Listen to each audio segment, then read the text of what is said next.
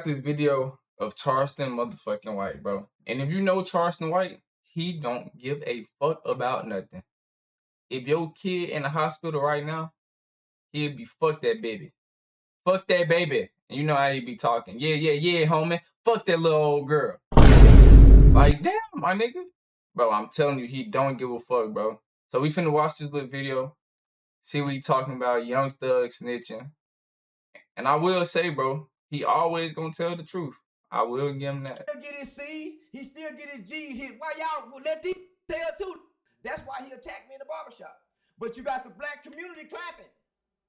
Right. But they saying I'm wrong for snitching. So when Woody come home, they clap for Woody. Oh, Woody's so loving, but they killed a bunch of people. Just 10 years ago, the FBI said he's the most dangerous man in Atlanta. And they clapping for him. Mm-hmm. But I'm the bad guy for wanting to tell on these kind of guys. Yeah. So now Young Thug done come out snitching. Young Thug got a video in the interrogation room for 2 hours having dialogue with the police about crime and criminals, but he don't want to work with Gunna.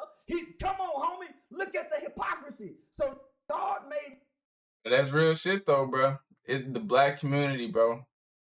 They heads is fucked up, bro. Shazam!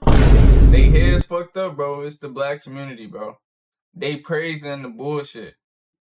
Just like you said, Woody, 10 years ago, YSL Woody, he not YSL no more, but YSL Woody was known to be the most dangerous man in Atlanta. Went to jail for the YSL Rico case, came home after snitching, and now everybody praising him, bro. That shit backwards, bro. He's a sacrificial lamb. That's why I haven't gotten this far. Because I have been attacking evil. They've been saying I've been evil, but that's why God won't let nothing happen to me. Because though I walk through the valley of the shadow of death, I shall fear no evil. I've been speaking against evil, man. So who gonna hurt somebody speaking against evil? They preach evil. They go commit crimes and put it on songs. That's how they were able to get them. And they use the songs against them. So Boosie killed 9 people, went to trial for 5. Used a 16-year-old to kill 5 people, and this kid didn't make over $50,000. He paid $2,000 per hit. Shazam! Saying God on his side. You're not when he got a 15-year-old doing life in prison. And by the way, I helped work on that law to try to get this kid out. It's called JLY, Juvenile Life Without Parole. I went to Washington, D.C. over 4 or 5 times. We got it abolished, but you know what? They didn't make it retroactive. Oh, but all right. So behind all the shit, the bullshit he be saying, he do try to help the community a lot, bro. I see it all the time. He be trying to help the community, bro. He gonna say a lot of bullshit, and I mean a lot of bullshit. But if you really listen to what he actually talk about and what he actually doing, bro, he a good dude, bro. He a good dude. Boy, Boosie used. So that's why this is personal to me. I ain't got to explain that to y'all. Why he picking on Boosie? Because I fight to get Marlo Mike out. He'll die as a baby. He was 15 years old with 9 bodies. He went to go tell because he couldn't sleep at night. Boosie sleep good at night because he didn't pull the trigger. That baby can't sleep. While you throwing your pool party, that baby had 9 bodies at 15 years old. And he committed them all. He had to get it out of his heart. My wife went to the police and told him. Can't sleep at night. You can tell he real passionate about this shit, bro. And you a baby? He was a baby. And y'all got more mercy for Boosie. And he still rap about what I'm being on death row. And he cried. He was in protective custody. Ask Eric Brown, who was in Angola with him. And look, East Silent. Bit Boosie a hoe. That's why I want to get him in the boxing ring and on his diabetic jaw. This game, you're not ready for it.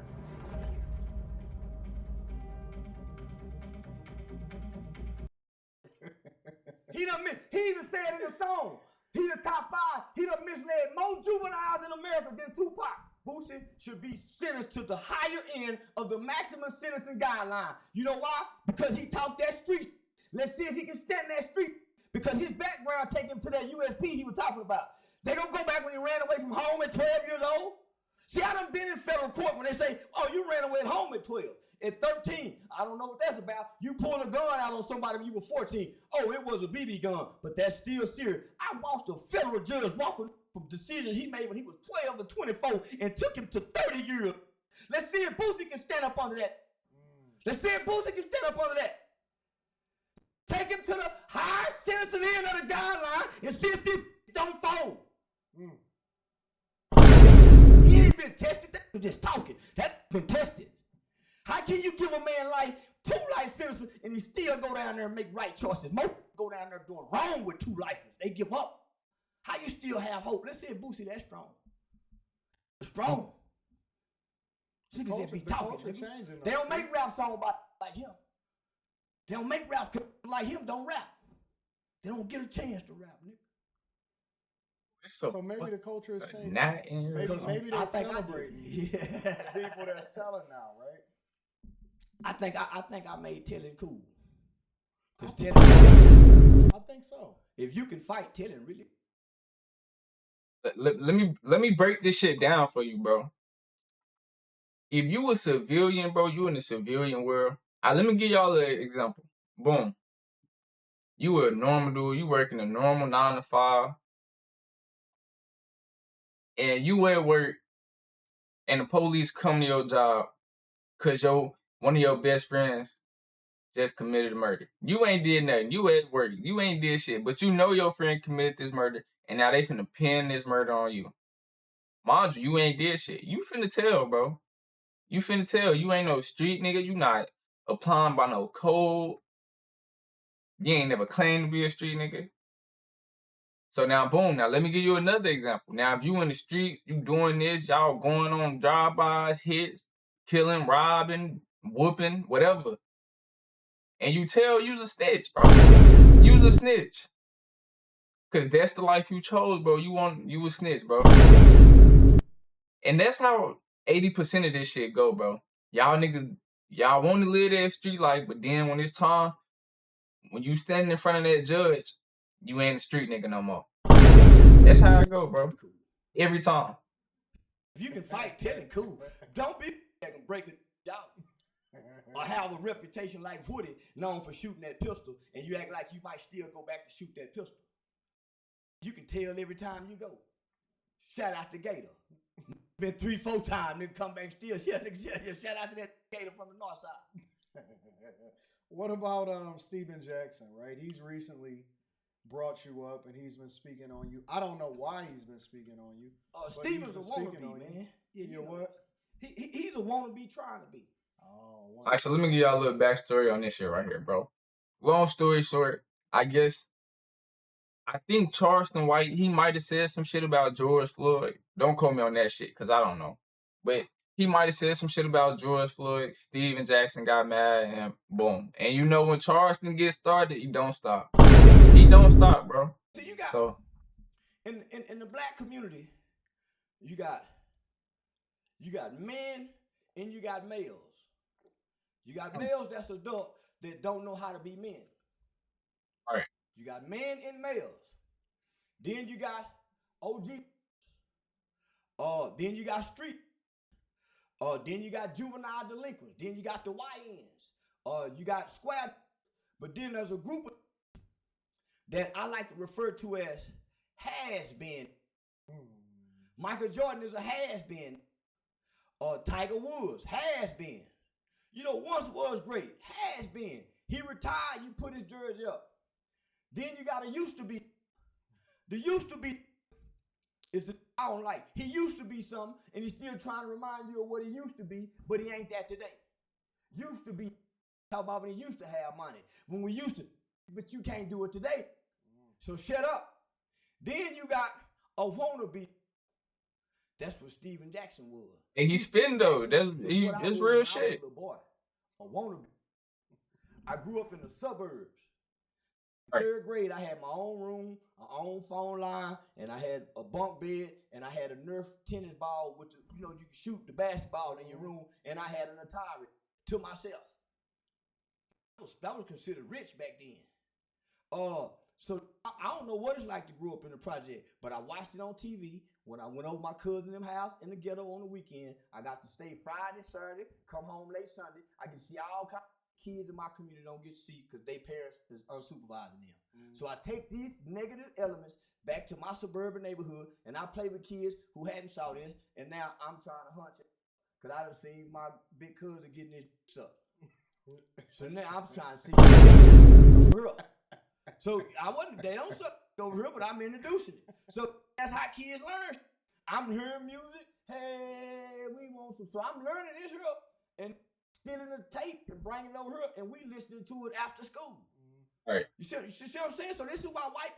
And that, bro, that's real shit, bro. That's how most of this shit start as a kid, bro. You see some shit. Yo, mom, pops, they trying to keep you out of that shit, bro. You go to your cousin's house, you seeing this, you seeing that. You go to school, your friends telling you this, telling you that, because they done seen the shit.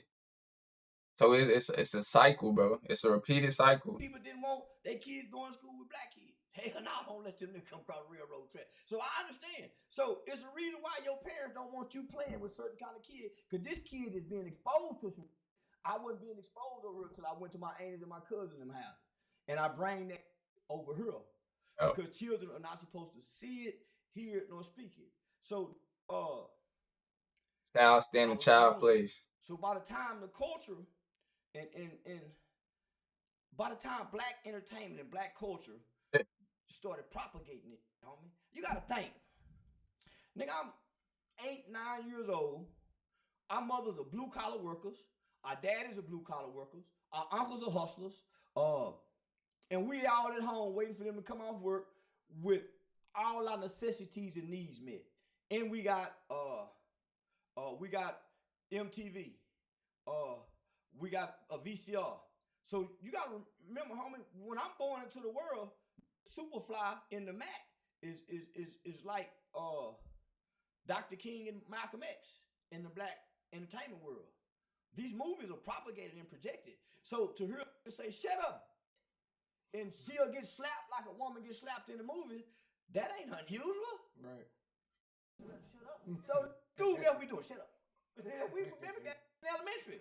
I already backhand in the mouth. So we learned this in elementary.